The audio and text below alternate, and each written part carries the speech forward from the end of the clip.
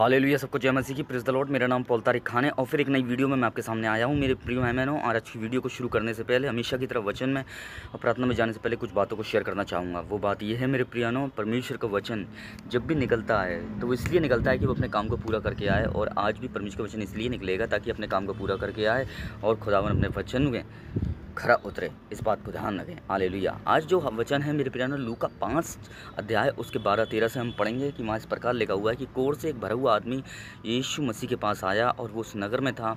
और जब वो आया तो यीशु मसीह ने कहा उससे, हालेलुया, तू अपने कोढ़ से शुद्ध होना चाहता है? उसने कहा हाँ, और वो शुद्ध हो गया।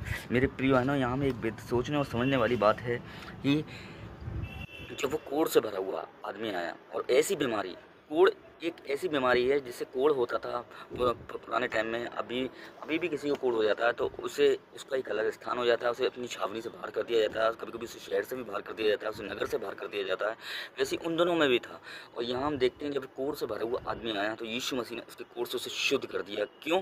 क्योंकि कोढ़ भी एक पाप की तरह है और कोढ़ एक पाप की तरह है। और जब ये हमारी ज़िंदगी में रहता है, इस बात को ध्यान रखना, ये पाप जो कोढ़ के समान है, अगर ये हमारी ज़िंदगी में रहता है तो हम भी परमेश्वर की छावनी से बाहर हो जाते हैं। वैसे ही ये कोढ़ एक ऐसी बीमारी है, जब वो किसी पर आती थी तो वो उस मुल्क में से, उस शहर में से, उस नगर में से बाहर हो जाता था। तो बस यीशु मसीह ने उस कोढ़ को क्यों पाक साफ़ किया? क्योंकि अपनी छावनी से बाहर ना हो, उस छावनी के अंदर रहे और उस छावनी के में अंदर रह के, हालेलुया, जो परमेश्वर ने उसकी ज़िंदगी में काम किए उसकी गवाही दे। वैसे ही प्रभु भी हमें चाहता है कि ये कोढ़ जो पाप की तरह है वो हमारी ज़िंदगी में ना रहे, ताकि हम भी परमेश्वर की छावनी से, उसके स्थान से, उसकी हुजूरी से, उसकी उपस्थिति से हम बाहर ना हों और उसमें ही हम बने रहें।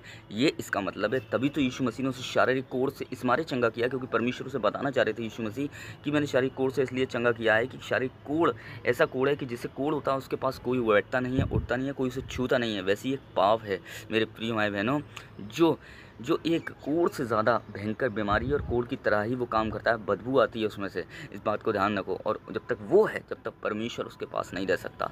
हालेलुया। पाप और परमेश्वर का कोई तालमेल नहीं है। पर यीशु मसीह देखो उसके जीवन में आया, वो यीशु मसीह के पास आया और यीशु मसीह ने उसकी बीमारी से उसे शुद्ध कर दिया। पुराने नियम में देखते हैं, एलीशा ने नामान कोढ़ी था, उससे कहा कि यरदन में जाकर 7 बार डुबकी मार। देखो, पर यीशु मसीह ने उसके कोढ़ से उसे वहाँ यरदन नदी में जाने के लिए नहीं बोला। यीशु मसीह ने उसे वहीं चंगाई दी मेरे प्रिय बहनों। क्योंकि उन दिनों में यरदन नदी में अगर कोई नहा रहा होता तो क्या होता? क्योंकि उसे कोई नहाने देता? नहीं नहाने देता। मेरे प्रिय भाई बहनों, एलीशा नबी के दिनों में एलीशा नबी ने कही यरदन नदी में जाओ, 7 बार डुबकी मार, पर वो गया, उसका कोढ़ शुद्ध हो गया। पर यीशु मसीह ने अब की बार क्यों नहीं की? उसने कि अब तेरे लिए यरदन की ज़रूरत नहीं है, अब तुझे जो ज़रूरत है वो मैं हूँ। हालेलुया। क्योंकि हर एक व्यक्ति को यीशु मसीह की ज़रूरत है मेरे प्रियानों। उन दिनों में यरदन की ज़रूरत थी लोगों को, पर इन दिनों में यीशु मसीह की ज़रूरत है।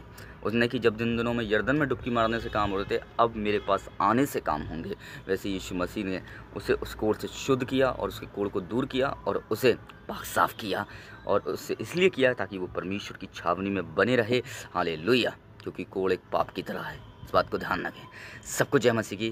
Praise the Lord. Next video में बहुत जल्दी मिलते हैं और खुदा आपको बरकत दे, यीशु के नाम में, आमीन। सबको जय मसीह की।